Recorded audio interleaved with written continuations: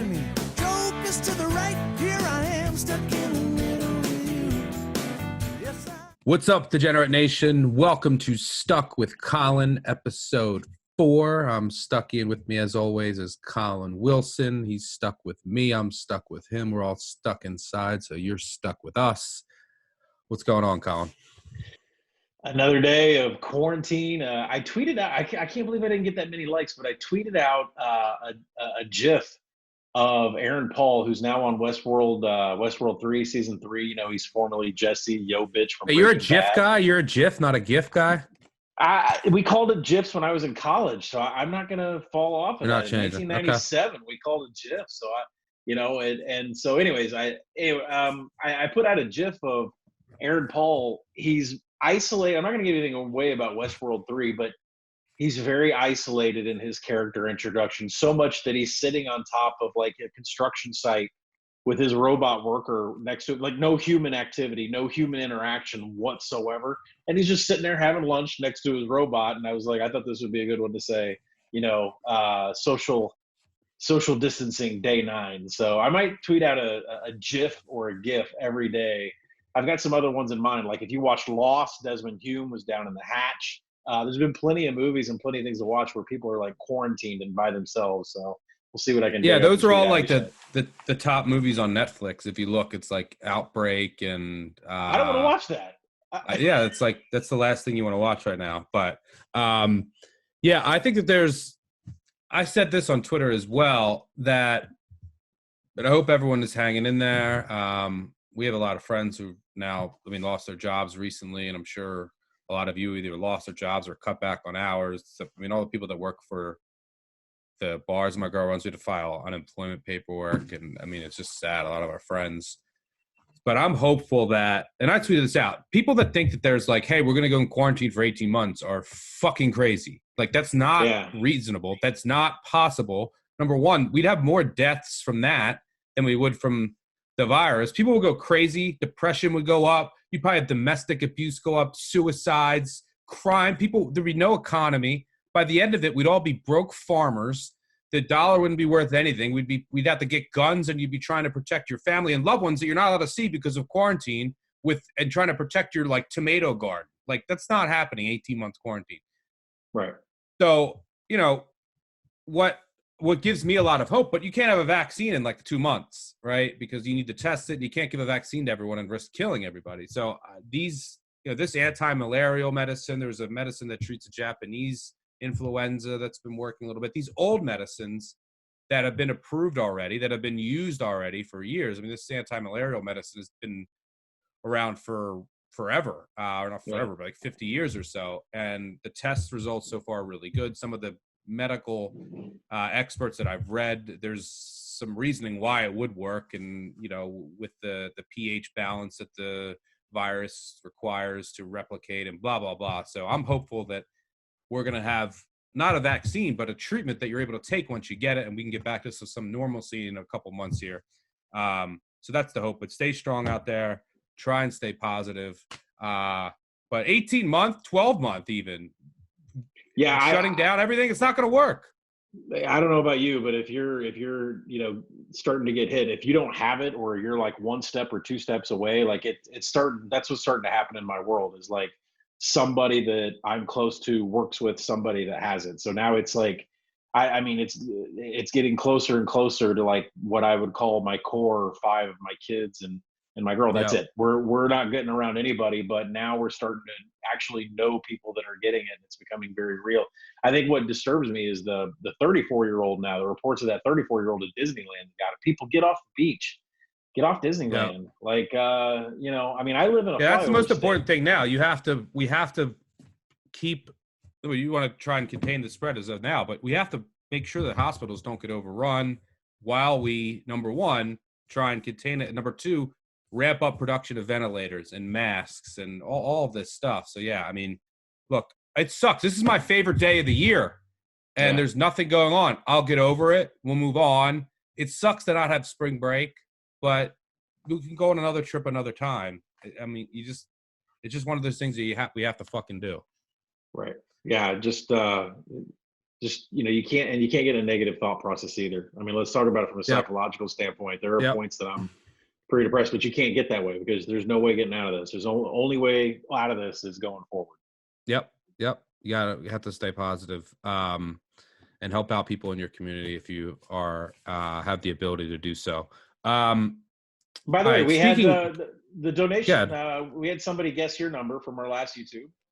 Yeah. And so I was happy to donate to Feeding America because they're helping out with elderly and homeless people and kids that don't have any meals because they're not in school right now. So that's who I donated to today and got in contact with them on DMs. But that was pretty cool.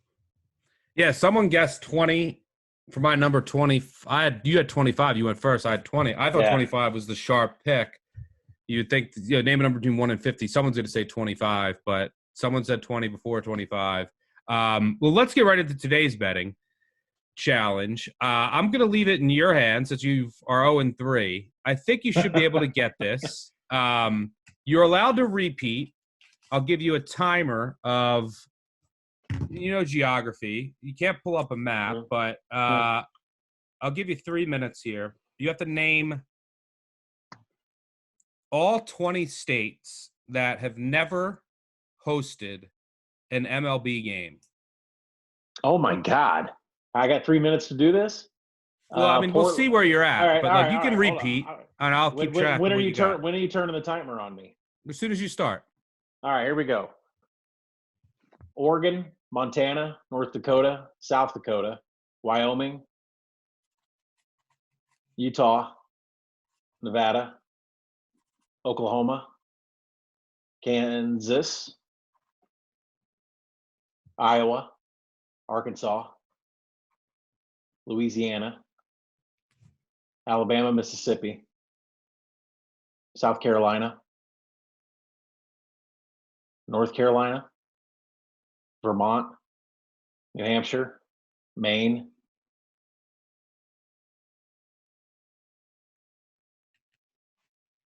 Rhode Island, Hawaii, Alaska. How many am I at? You've already lost. West Virginia. You said 20. What do you mean I've already lost? Let's see.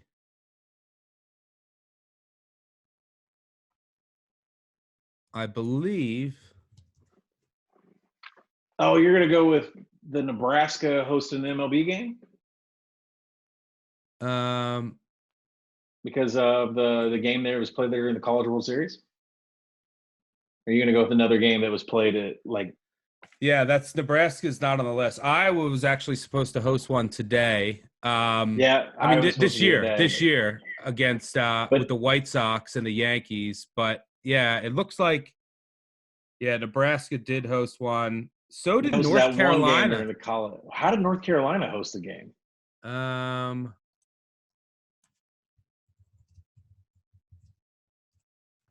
Let's see. The Fort Bragg game was a Major League Baseball game played between the Miami Marlins and Braves. Military I remember this now. Yeah. I remember you remember that somebody was selling their ticket? 2016. Yeah. There was a huge uproar because that guy that steals balls from kids and shit got in there. He bought a ticket. Yeah. All right. This question was way too hard, so I'll donate this. I'll donate 50. I'll take the loss for the bad question. Would you probably got the Nebraska one or the Fort Bragg one off the top of your head? I wouldn't have got it. No, I forgot about these military games and shit. I would have just went. I thought it was just naming states that don't have MLB teams. That's what I was doing. Yeah. So it's like there's 20 of them are Alaska, Oregon, Idaho, Montana, Wyoming, Utah, North Dakota, South Dakota, New Mexico, Kansas, Oklahoma, Arkansas, Louisiana, Mississippi, Alabama, Tennessee, South Carolina, Vermont, New Hampshire, and Maine. I'll tweet it out so you can ask your friends and play if you want. The reason that got me confused is I was like 50 states. There's 20 answers, but I forgot that there's multiple teams in states. So there's a bunch of those states that had the random games, which makes it a really tough trivia question. But I'll tweet it out. I'm going to donate something for my community, and I'll. It reminds me that you and I came down to a Trivial Pursuit. You and I were in a heated battle face to face in a Olympics, a gambling Olympics. And we got down to that home run. Remember the home run question? And it wasn't Bonds, it wasn't Bonds or McGuire. It was Sosa. The answer was Sosa. Yeah, It's the only player to ever have multiple seasons of 60-plus home runs. Right. So you would think your first thought is probably Bonds. Your second thought is probably McGuire. Your third thought, if you have to get to that, is Sosa. Right. Don't quote me on that, but I'm pretty sure that's right. Sosa's the only player, major league player in Major League history to ever have 60 home runs. Let's see, only player. Was it 3 consecutive? 2? How many consecutive years? I know the question. I was just really upset with myself that I missed it. Home runs, multiple years.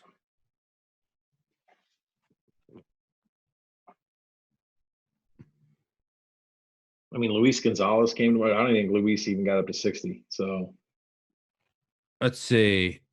Yeah, it's Sosa. So the only 60-plus seasons, well, Ruth had a 59. Stanton had a 59 too. But Ruth had a 59 and a 60. Maris had a 61. Sosa had a 63 and a 64. Then and a 66. So it's the only player with three. Right. And McGuire had 2. He had 65 and 70. Bonds only had 1.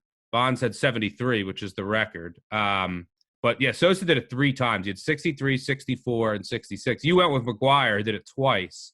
Yeah, I did go Not with McGuire, 3 times. And then a lot of people say Bonds, but yeah, it's actually Sosa. He did it 3 times. That's a good trivia question.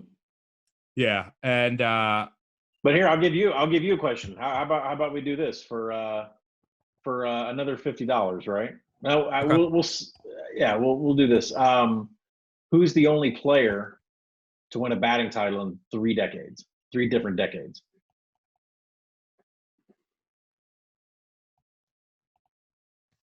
Batting title in 3 decades. 3 different decades. I think I know this, but it's only because I don't think I would have got that. I think you've asked me this before. And by the way, my phone's over here. Probably have. Yeah, probably. I probably have asked you this before. I think that it's Brett of Royal, right? Yeah, it's George Brett. See, yeah. I don't think I would have pulled that, but I think that you asked it, and then because I know that you've asked it before, it made me think of a Royal and probably got it. But I'm giving the 50 for the bad question. All right, let's move on.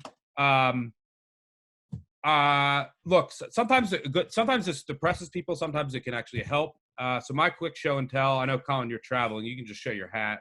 But sometimes reading about other places or people in worse situations can give you perspective. These are 3 books that I really enjoyed about some really shitty situations in the past and still currently in North Korea. Well, this one's First They Killed My Father.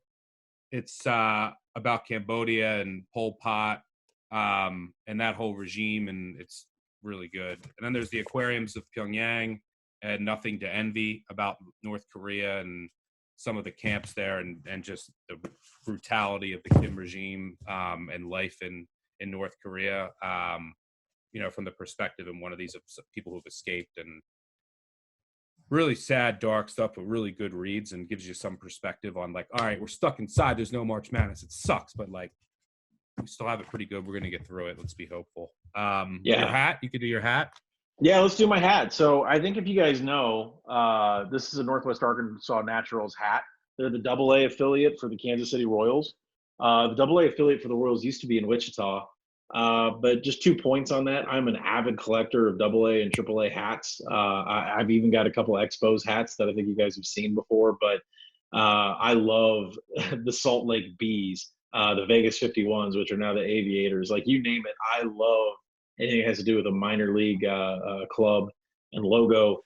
And the Northwest Arkansas Naturals are, of course, I'm closest to because it's where I grew up. And it's also, I think people ask about my avatar all the time, and it's a Royals hat that belonged to my uncle that passed away of cancer. And my uncle and I, one of my last memories of him in 2010, we watched Mike Moustakas, Eric Hosmer, Alex Gordon, Yodani Ventura, Salvador Perez. They're all sitting around in Northwest Arkansas on this team, and my uncle says, this is it. This is the crew. This is the batch of guys that are going to win it all and get us back on top. I said, you're crazy. I said, we're winning 60 games a year. These guys are what, 19 years old? They're barely even shaven. He said, I'm telling you, this is the crew that's going to get us the World Series. He didn't make it to 2014 or 2015, but that's my team right there. So I love him to death. Rest in peace. Well said. All right, let's finish up the fast food bracket. Yeah. So I'm gonna pull it up here. We didn't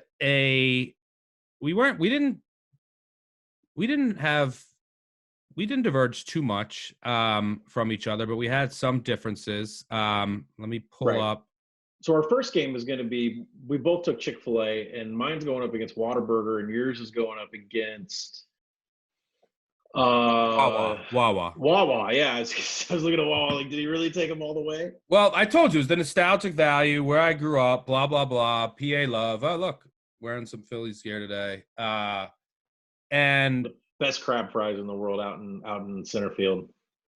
And so I'm going, but Chick-fil-A is just, I know the Sunday thing, but that you can't go wrong. The service, the food, I never get a bad meal from there. And it's just like fast food that you can get.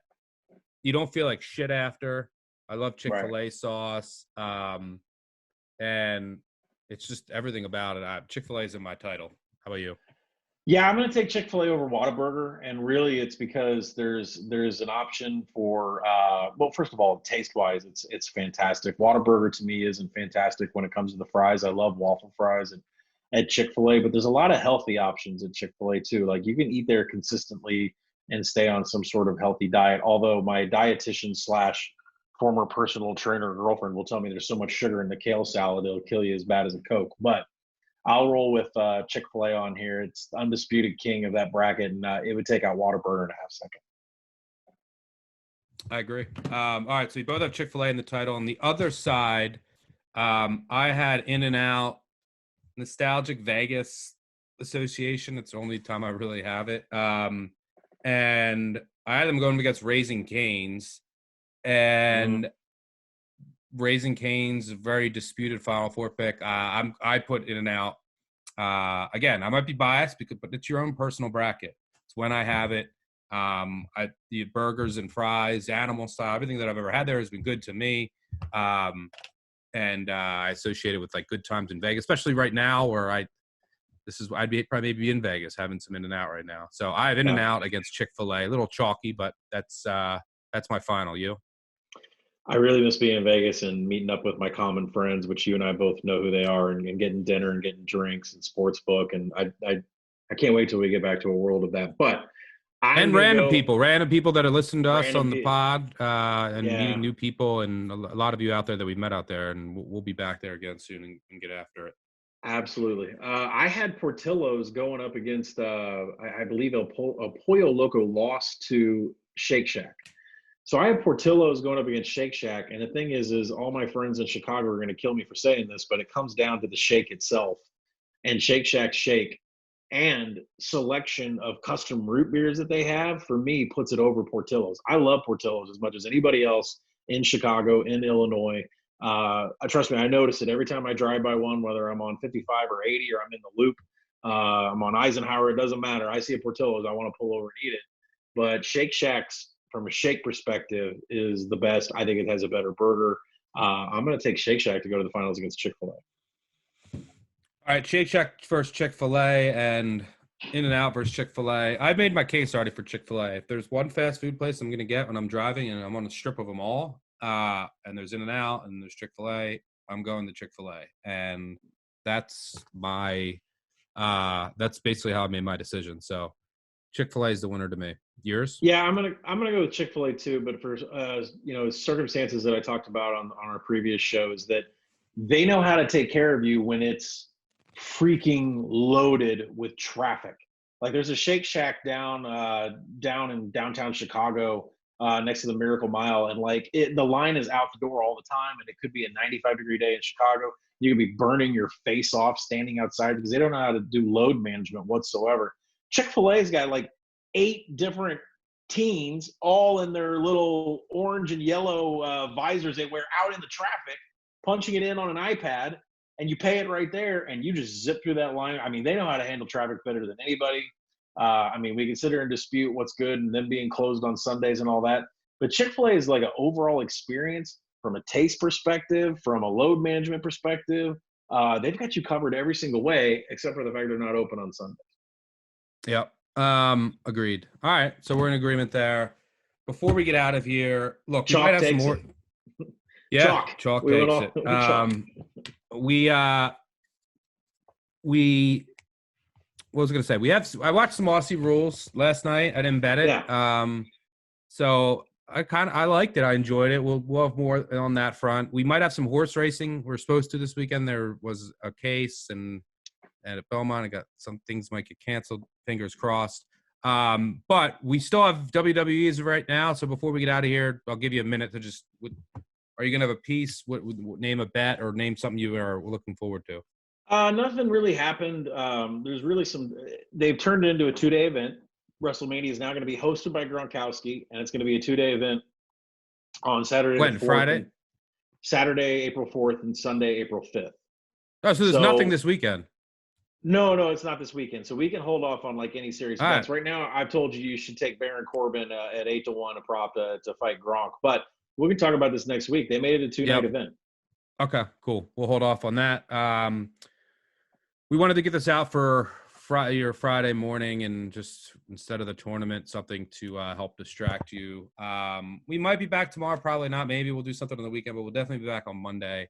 Appreciate you guys listening, and hope this provided a little distracted in your day. Hang in there, and I'll have my PlayStation hopefully coming over the weekend, so we'll be tweeting out maybe our names, and Colin will be playing some stuff for money. But everyone hang in there, and we'll catch y'all later. Cheers. Peace out.